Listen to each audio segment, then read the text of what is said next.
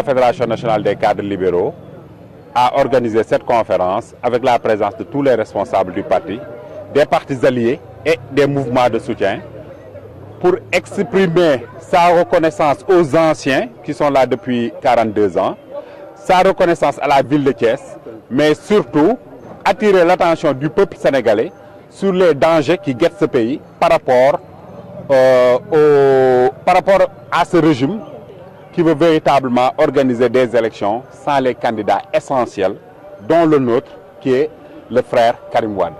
Donc nous sommes venus préparer le terrain, préparer nos militants à tout ce qui pourrait arriver si notre candidat, la candidature de Karim Wade n'est pas validée par le gouvernement de Macky Sall. Karim Wade est candidat du Parti démocratique sénégalais pour l'élection présidentielle de 2019.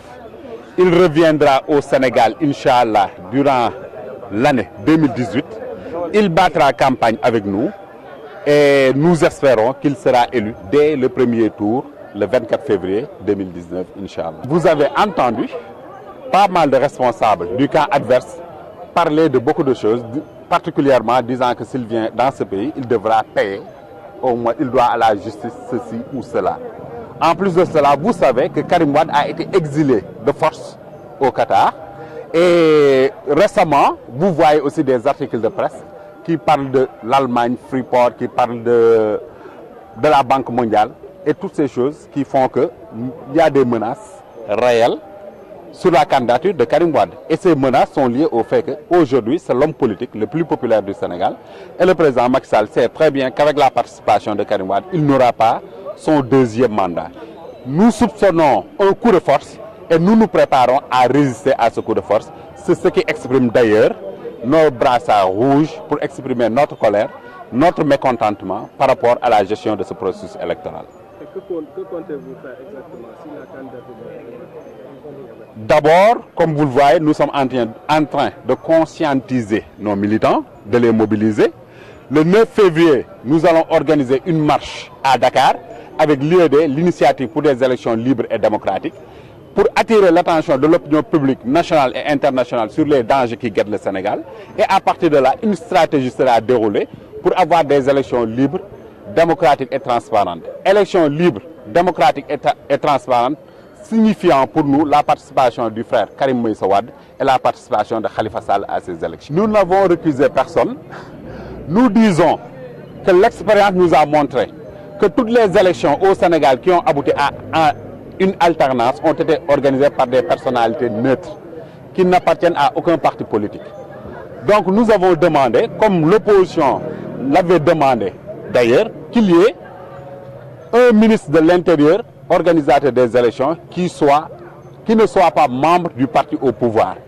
Enlever Abdoulaye Daouda Diallo pour mettre là-bas Aly Ngouille Ndiaye, c'est du pareil au même.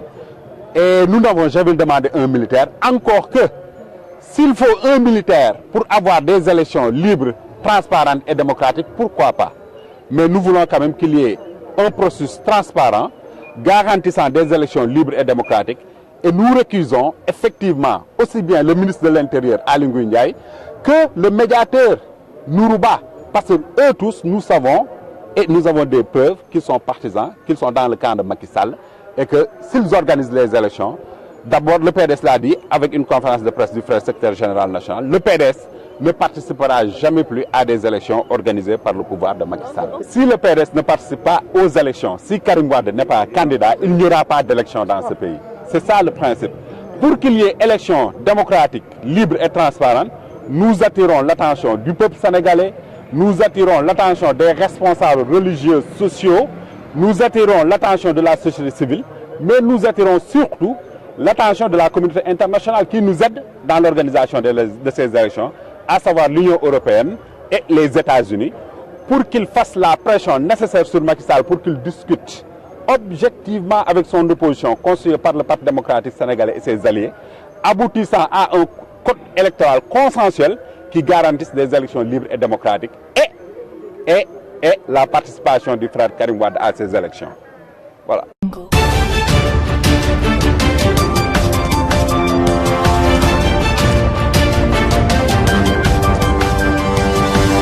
Thank you.